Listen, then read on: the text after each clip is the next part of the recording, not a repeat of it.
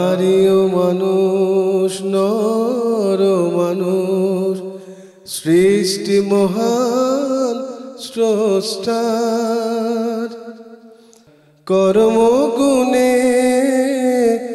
আমরা মানুষ নেই তো কোনো অহংকার। আসসালামু আলাইকুম প্রিয় দর্শক, সবাইকে স্বাগত শুভেচ্ছা জানিয়ে শুরু করছি এনটিভি নিয়মিত পাক্ষিক আয়োজন লাভেলো নিবেদিত মহিলাঙ্গন। আপনাদের সাথে আছি আমি মহসিনা শারমিন নিশাত। প্রিয় দর্শক, আপনাদের জন্য শুরুতেই রয়েছে সময়ের প্রশ্ন। আর আজকে প্রশ্নের জবাব দেবার জন্য স্টুডিওতে আছেন ডক্টর নাসিমা হাসান, বিশিষ্ট শিক্ষাবিদ এবং লেখক। আসসালামু আলাইকুম ওয়া রাহমাতুল্লাহ।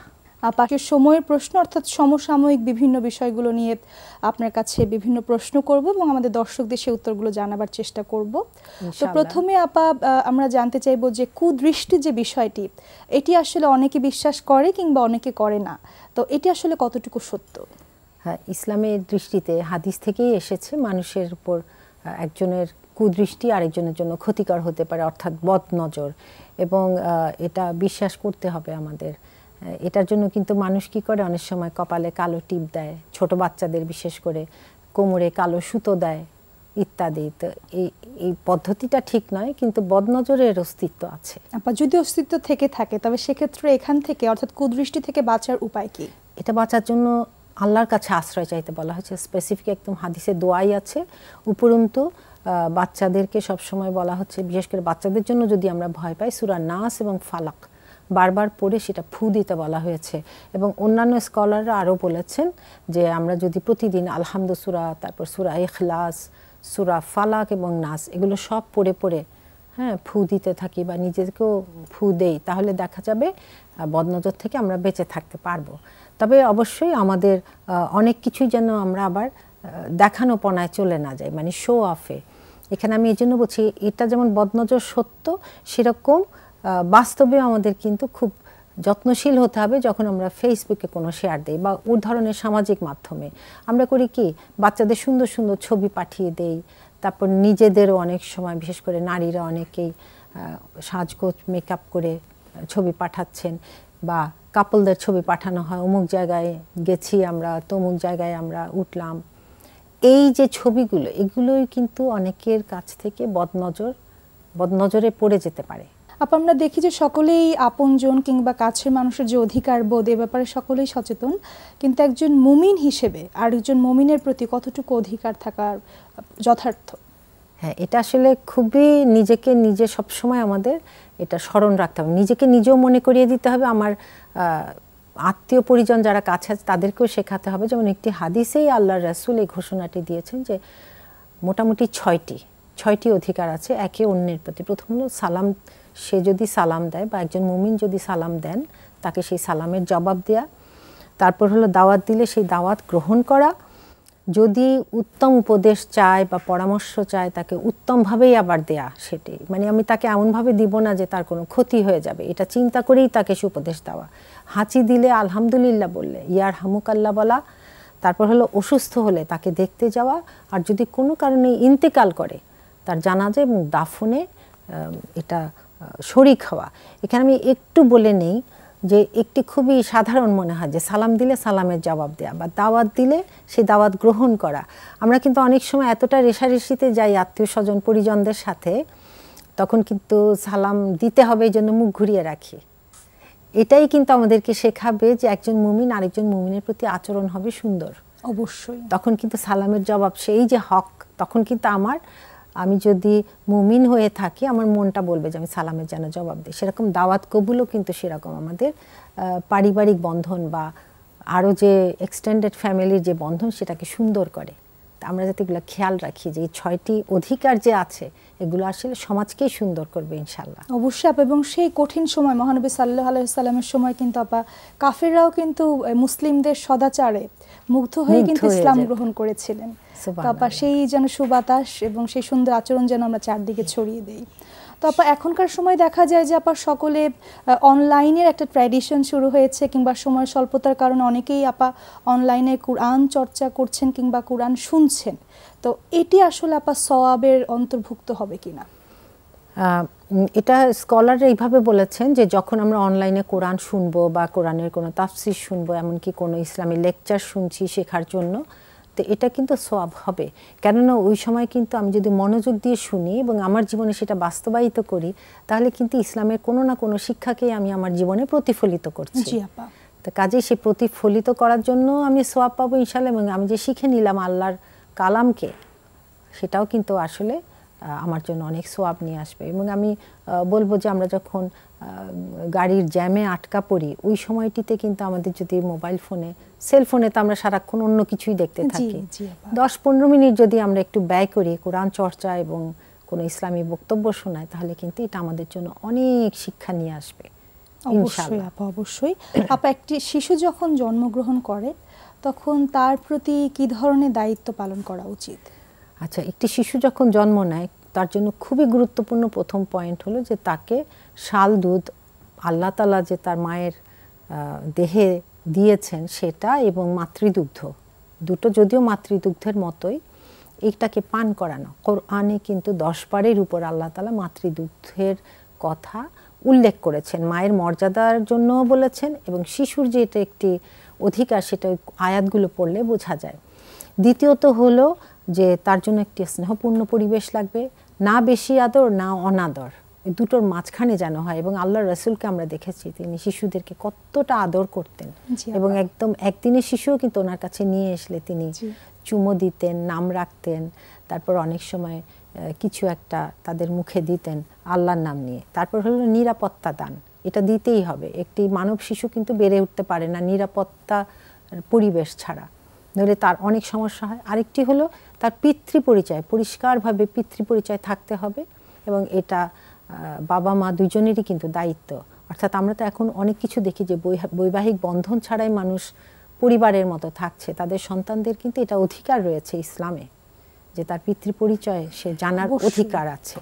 আরেকটি হলো খুব সুন্দর নাম, তার সুন্দর নামের অধিকার আছে, এবং সমতা, কন্যা শিশু এবং পুত্র এই দুটোকে যেন মানুষ একই সমান চোখে দেখে, একই রকম যত্ন করে, একই রকমভাবে মাতৃদুগ্ধ পান করায়। শিশু শিশুই।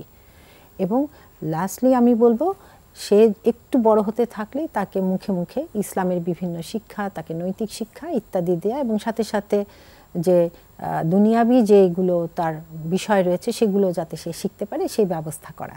জি আপা, আমরা আরেকটি জিনিস খুব দেখতে পাই সমসাময়িক সময়, সেটা হচ্ছে বৃদ্ধাশ্রমের সংখ্যা খুব বেশি বেড়ে যাচ্ছে, এবং পাশাপাশি সন্তানদের যে ব্যস্ততা সেটিও অনেক বেড়ে যাচ্ছে। তো সে জায়গা থেকে আপা বৃদ্ধাশ্রম আসলে কতটুকু ইসলাম সম্মত? এটা আসলে বেশ জটিল আকার ধারণ করবে হয়তো, যদি না আমরা খুব ভালোভাবে কোরআন এবং হাদিসকে অধ্যয়ন করে এটা জীবনে প্রতিফলিত না করি।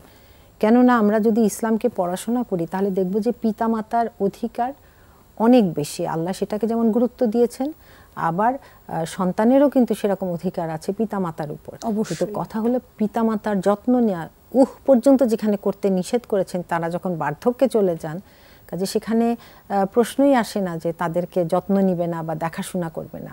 বিরক্তিসূচক শব্দ উচ্চারণ করতে নিষেধ করা হয়েছে, যেটা বাস্তবে আমাদের জন্য হয়তো সম্ভব হয় না আমরা যখন আসলে বাবা মায়ের এই বার্ধক্যে আমরা দেখতে পাই। কিন্তু এটা আল্লাহর শিক্ষা যে আমরা আসলে আল্লাহকে এক বলে জানবো, তার শরিক করব না। তার পরবর্তীতেই কিন্তু আল্লাহ হুকুম দিয়েছেন যে পিতামাতার যত্ন নেওয়ার কথা, পিতামাতার সম্মানের কথা। এখানে অবশ্যই ইসলাম প্রথমে বলেছে যে পিতা বা মাতা আসলে পরিবারের সাথে থাকাটি উত্তম, কেননা তারা যেমন সন্তান এবং নাতি নাতনিদের জন্য দোয়া করবেন, তেমন তারাও কিন্তু একটি বরকতের দুয়ার আল্লাহ তাআলা তাদের জন্য খুলে দিবেন। অবশ্যই, যেটা আমরা আসলে ভুলে যাই। আমরা শুধু আসলে যেটা ধরা যায়, ছোঁয়া যায়, এসব জিনিসকে নিয়ে আজকাল বেশি চিন্তা করি, অর্থাৎ নগদ। কিন্তু পিতামাতার সেবা করলে এই নগদের চিন্তাটা আমাদের ঝেড়ে ফেলতে হবে, বরং আরও অনেক বিপুল পুরস্কার আল্লাহ তাআলা আমাদের জন্য রাখবেন সেই আখিরাতে এবং দুনিয়াতেও। দুনিয়াতে আল্লাহ তাআলা কোন দিকে যে কাজ সহজ করে দিবেন এটা কিন্তু আমরা নিজেরাও বুঝবো না। পিতামাতার সেবা যারা করেন, এবং অবশ্যই আমি আবারও বলবো তাদের সাথে সুন্দর বাক্যে কথা বলতে হবে, এবং বৃদ্ধাশ্রমের চিন্তা যেন একেবারেই না আসে। নেহাত যদি এমন হয় যে 1 সপ্তাহ 2 সপ্তাহের জন্য সন্তানরা কোথাও যাচ্ছে, তখন কোনো একটা আত্মীয়র বাসায় রেখে যাবেন, তবুও ভালো। কিন্তু বৃদ্ধাশ্রমে রাখলে তারা অত্যন্ত নিজেদেরকে অবহেলিত মনে করবেন, কাজে আমরা চাই না যে বার্ধক্যে কোনো পিতামাতা বৃদ্ধাশ্রমে থাকুক যতক্ষণ না একেবারেই অপারগ অবস্থা হয়, সেটা ছাড়া। অবশ্যই আপা, আপনাকে অনেক ধন্যবাদ এত সুন্দর করে অনেকগুলো প্রশ্নের উত্তর দেওয়ার জন্য। জি, সবাইকে ধন্যবাদ। নারী ও মানুষ, নর ও মানুষ, সৃষ্টি মহান স্রষ্টার। আমাদের এখনকার আয়োজন জীবন পরিক্রমা, যেখানে আমরা জীবনের বিভিন্ন জীবন সংশ্লিষ্ট বিষয়গুলো রয়েছে সেগুলো নিয়ে আলোচনা করি। নারী ও মানুষ, নর ও মানুষ। আজকে আমাদের আলোচনার বিষয় মিতব্যয়ী হওয়া। প্রিয় দর্শক, এই সুন্দর বিষয়টি নিয়ে কথা বলবার জন্য আজকে আমাদের মাঝে আছেন ডক্টর প্রফেসর সালমা আইনি, শিক্ষাবিদ ও লেখক। আসসালামু আলাইকুম রহমতুল্লাহ। ঠিক যেটি বলছিলাম যে মিতব্যয়ী হওয়া, যেটি আমরা জানি যে মহান আল্লাহ তাআলা আমাদেরকে স্পষ্ট করে নির্দেশ দিয়েছেন যেন আমরা অপচয় না করি এবং আমরা কৃপণতাও না করি এবং একটি মধ্যম পন্থা অবলম্বন করি, যেটি হচ্ছে মিতব্যয়। তো এই সুন্দর একটি বিষয় নিয়ে আপা আজকে আপনার সাথে আমরা আলোচনা করব। তো প্রথমে আপা মিতব্যয় সম্পর্কে আরেকটু বিস্তৃতভাবে জানতে চাইব ইসলামিক দৃষ্টিকোণ থেকে। বিসমিল্লাহির রহমানির রহিম। মিতব্যয়িতা যেমনটি আপনি বললেন যে এটি কৃপণতা এবং অপরিমিতভাবে কোনো কিছু খরচ করা, ঠিক উল্টোটি হচ্ছে মিতব্যয়িতা। এবং আল্লাহ সুবহানাহু ওয়া তাআলা কোরআনুল কারীমে ইরশাদ করেছেন যে তোমরা খাও এবং পান করো, কিন্তু অপচয় করো না। অপচয়কারীকে আল্লাহ তাআলা পছন্দ করেন না, এটি খুব ডিরেক্টলি বলা আছে। তাহলে মিতব্যয়িতা বোঝা যাচ্ছে যে যেটুকু আমার প্রয়োজন সেটুকু আমি ব্যয় করব এবং আমার হালাল রুজি হতে হবে। হালাল রুজি না হলে কিন্তু কোনো কিছুই কবুল হয় না, দোয়া কবুল হয় না, আমরা জানি। তো আমার হালাল রুজি থেকে যখন আমি আমার নিজের জন্য, আমার পরিবারের জন্য, আমার আত্মীয় স্বজনের জন্য এবং অন্যান্য সবার জন্য, সমগ্র মানবকুল এবং সৃষ্টি জগতের জন্য, ভালোর জন্য আমি যখন খরচ করব সেটি পরিমিতভাবে করতে হবে এবং সৎ কাজে আমি ব্যয় করব, সেটি হচ্ছে মিতব্যয়িতা। তার মানে আমি এখানে কৃপণ হচ্ছি না, এমন না যে আমি একেবারে কোনো কিছু খরচই করব না, সব কিছু আমি জমিয়ে রেখে দেব, সেটি হচ্ছে কৃপণতা। আর যেটি অতিরিক্ত ব্যয় করা সেটি হচ্ছে মিতব্যয়িতার উল্টো এবং সেটি জীবনকে যথেষ্টই সমস্যার মধ্যে ফেলে দেয়, অথবা বলতে পারি যে নানা ধরনের বিপদ ডেকে নিয়ে আসে। সো মিতব্যয়িতা হচ্ছে মধ্যপন্থা অবলম্বন করা, একেবারে খুব বেশি হাত খুলে খরচ না করা, আবার একেবারে মুষ্টিবদ্ধ করে না রাখা। অবশ্যই আপা। তো আপা ঠিক যেটি বলছিলেন যে যেটি আল্লাহ তাআলা অপছন্দ করা অর্থাৎ অপচয় করা। জি। তো আপা এই অপচয় যদি কেউ করে থাকে সেক্ষেত্রে সেটার আসলে কুফলতাগুলো কিংবা সমাজে যে প্রভাবগুলো সেগুলো আপা কি কি হতে পারে? আচ্ছা, অপচয়কারীর প্রথম সমস্যায় যেটি দাঁড়ায় সেটি হচ্ছে সে কোথায় থামতে হবে সেটি আর বুঝতে পারেন না। তার মানে আমার একটি আছে, আমার আরেকটি লাগবে। ফর এক্সাম্পল, আমার একটি খুব সুন্দর শাড়ি আছে, তারপরে আমার আরেকটি শাড়ি দেখে মনে হলো এটাও কিনে ফেলি। প্রথম শাড়িটি হয়তো বা একবার পরার পরে আর পরা হচ্ছে না, একইভাবে দ্বিতীয় শাড়িটি আমি কিনে ফেললাম এবং সেটিও আমি একবার পরার পরে আমার কাছে এটা পুরনো হয়ে গেল, তখন আমি তৃতীয় আরেকটির দিকে নজর দিলাম। তার মানেই হচ্ছে অপচয়ের দিকে আমি চলতে শুরু করে দিলাম। তো অপচয়কারীর যে কুফলতা সেটি হচ্ছে প্রথমত আমার যা আছে আমি ঠিক তার বাইরে চলে যাওয়ার একটা সম্ভাবনা থাকে। তার মানে আমার আয় 100 টাকা, আমি ব্যয় করছি 500 টাকা। তার মানে কি, আমাকে হয় ঋণগ্রস্ত হতে হবে অথবা আমাকে সৎপথ থেকে বিচ্যুত হতে হবে এই 500 টাকার যোগান দেবার জন্য। এইভাবে জীবনে কুফলতা চলে আসে। এবং অপব্যয়ীদের আরেকটি সমস্যা হচ্ছে যে তারা, যেটা আমি বলেছি, কোথায় থামতে হবে সেটি তারা বুঝতে পারেন না এবং এটি অসৎ পথে যাওয়ার জন্য যথেষ্ট সহায়ক শক্তি হিসেবে কাজ করে। কেননা বললাম যে স্কাই ইজ দ্য লিমিট যখন হয়ে যায় তখন আসলে খালি উপরেই উঠতে হবে, আরও চাই, ওনার এটা আছে, আমার কেন নেই, এই আমার কেন নেই, আমার হতে হবে, এই যে একটি মনস্তাত্ত্বিক সমস্যা তৈরি হয়ে যায়, যার ফলে তখন আর হালাল রুজির দিকে মনোযোগ থাকে না, দেখা যাবে যে হারাম রুজিতে তখন কোনো রকমের অসুবিধা হয় না এবং একবার দুবার তিনবার যখন অসুবিধা না হয় আলটিমেটলি এটি একটি আসক্তিতে পরিণত হয়ে যায়। সো এটি হচ্ছে কুফলতা। আর পারলৌকিক মানে ইহলৌকিক তো গেলই, পারলৌকিকভাবেও কিন্তু তখন আল্লাহ সুবহানাহু ওয়া তাআলার কাছে যে জবাব দিতে হবে যে আমি আমার সম্পদ কিভাবে অর্জন করলাম এবং কিভাবে তা ব্যয় করলাম, সেখানে গিয়ে তো বিরাট একটি সমস্যা তৈরি করেই ফেলা হচ্ছে। অবশ্যই। তারপর যারা অপচয় করেন তাদের জন্য কি রকম শাস্তির ব্যবস্থা রয়েছে?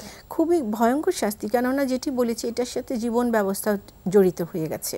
ইসলামিক জীবন ব্যবস্থায় আসলে যতটুকু না হলেই নয়, ততটুকু থাকলেই যথেষ্ট। যেমন বলা হয়েছে মাথার উপর একটি ছাদ আছে, পরনের কাপড় আছে, টেবিলে খাবার আছে, বা সামনের যেই পাত্রে করে খাবার নেওয়া হবে সেই পাত্রে খাবার আছে, এতটুকু যদি কোনো একজন মানুষের মানে মৌলিক চাহিদাগুলো যদি কোনো একজন ব্যক্তির মিটে যায়, তাহলে তিনি যথেষ্ট সম্পদশালী। এইভাবেই তাকে চিন্তা করতে হবে। পরের বেলায় কি হবে সেটি তার মনের মধ্যে থাকবে না। আর অপচয়কারী, যেহেতু আগেই বলেছি আল্লাহ সুবহানাহু ওয়া তাআলা অত্যন্ত অপছন্দ করেন, কেননা অপচয়কারী তিনি এক সময় দেখা যাবে যে সে প্রথম জীবনে তিনি এত অপচয় করলেন যে যখন তার মাঝ বয়স হলো কিংবা বৃদ্ধ বয়স হলো, তখন তিনি সব কিছুর টানাটানিতে পড়ে গেলেন। যেটা তার জন্য বরাদ্দ ছিল তিনি সেটি এত আগেই সব শেষ করে ফেলেছেন যে পরবর্তীতে তার নিজের জন্য আর কিছুই রইল না। শাস্তির ব্যাপারটি তো খুব সহজেই আমরা বুঝতে পারি যে আল্লাহ সুবহানাহু ওয়া তাআলা যেহেতু মধ্যম পন্থায় চলতে বলেছেন এবং সোজা সরল পথে চলতে বলেছেন, যখনই অপব্যয় করা শুরু হয় এর সাথে ক্ষমতা, শক্তিমত্তা প্রদর্শন, সব ব্যাপারগুলো, অহংকার, অহংবোধ এবং আলটিমেটলি সবাইকে তুচ্ছ জ্ঞান করা, এই সব জিনিসগুলো কিন্তু একটির পর একটি আসতে থাকে, যেগুলো কার্নাল ডিজিজ, যেগুলো কিনা আসলে একেবারে হৃদয়কে নষ্ট করে দেয়, অন্তরকে কালিমা লিপ্ত করে দেয়। সো আমাদের মনে রাখতে হবে যে অপচয় করলে যে বাকি সমস্যাগুলো এসে পড়বে আমার সামনে, সেগুলো প্রত্যেকটি শাস্তিযোগ্য অপরাধ, এবং আল্লাহ সুবহানাহু ওয়া তাআলা অবশ্যই পরকালে তখন সেই এর বোঝা অনুযায়ী যতটুকু আমি এখানে কামাই করলাম, পেটে যেই বোঝাটুকু আমি নিলাম, সেই বোঝা অনুযায়ী তো ডেফিনেটলি তখন আমাকে অপর দুনিয়াতে গিয়ে আমাকে তার জবাব দিতে হবে। সেটিই তো সবচাইতে বড় শাস্তি। অবশ্যই আপা। তো আপা, ইদানিং দেখা যায় যে বিয়ে শাদিতে প্রচুর বেশি ব্যয় করা হয়, অপচয় করা হয়, যেখানে আমরা জানি যে আপা বিয়ে মানে হচ্ছে একটি বারাকা, একটি রহমত। তো এই যে অতিরিক্ত অপচয় করার বিষয়টি, এই ব্যাপারে আপা যদি কিছু বলেন। সুবহানাল্লাহ, আসলে এটি তো একটি ডিজিজে পরিণত হয়েছে। বিকজ এখন বিয়েটা আসলে কি ছিল, প্রথমে একটি আক্ত হবে ছোট্ট করে, যেখানে কিনা মেয়ের বাড়ির কোনো খরচই নেই, এবং তারপরে যিনি হাজব্যান্ড তিনি একটি ওয়ালিমা দিবেন। অ্যাকচুয়ালি ব্যাপারটা ছিল এরকম, এবং ওয়ালিমাতে খেজুর ছিটিয়ে ওয়ালিমা করা হতো, পরবর্তীতে হয়তোবা কিছু খাওয়া দাওয়ার ব্যবস্থা করা হতো উপস্থিত মেহমানদের জন্য। জিনিসটা এরকম সহজ এবং সরলীকরণ করা হয়েছে আমাদের ধর্মে বিয়েকে। এখন দেখা যাচ্ছে যে বিয়ের আগে অনেকগুলো অনুষ্ঠান, বিয়ের সময় কয়েকটা অনুষ্ঠান, এবং পরেও কিছু অনুষ্ঠান। তো অপব্যয়ের এখন আর কোনো সীমা পরিসীমাই নেই, এবং একটা দিনের জন্য যেই পরিমাণে ব্যয় হয় তাতে হয়তো দেখা যাবে যে অনেকগুলো পরিবারের পুরো মাসের খরচই দিয়ে দেওয়া যায়, এরকম একটি অবস্থা। তো এখন বিয়ে শাদিতে যে শুধুমাত্র বাহুল্য আছে তা না, যে একটির বদলে 10টি, 10টির বদলে 20টি, অমুকে যদি 20টি হয়ে থাকে আমার তাহলে 30টি, এভাবে যে কাউন্ট করা হচ্ছে, তাতে করে রহমতকে দূরে ঠেলে দেওয়া হচ্ছে। বিয়েটা কি দুজনের মধ্যে একটি বন্ধন, যেটি কিনা একেবারে চিরস্থায়ী বলতে এই দুনিয়াতে থাকবে, এবং পরবর্তী দুনিয়ার জন্য একে অপরের শান্তি হয়ে দাঁড়াবেন এবং জান্নাতে যাওয়ার পাথেও হয়ে দাঁড়াবেন। সেটি কিভাবে দূর হয়? কেননা শয়তান ঢুকে পড়েছে।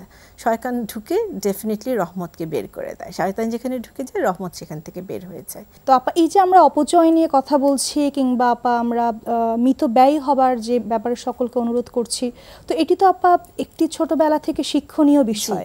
এটি ছোটবেলা থেকে পারিবারিকভাবে কিভাবে আমরা শিক্ষাগুলোর চর্চা করতে পারি? জি, পারিবারিকভাবেই তো আসলে চর্চা শুরু হয়। একটি শিশু যখন জন্ম নেন তখন তো তিনি আসলে পরিবারের মাধ্যমে, মানে ওনার জন্ম হওয়ার পর উনি পরিবারেই বড় হতে থাকেন।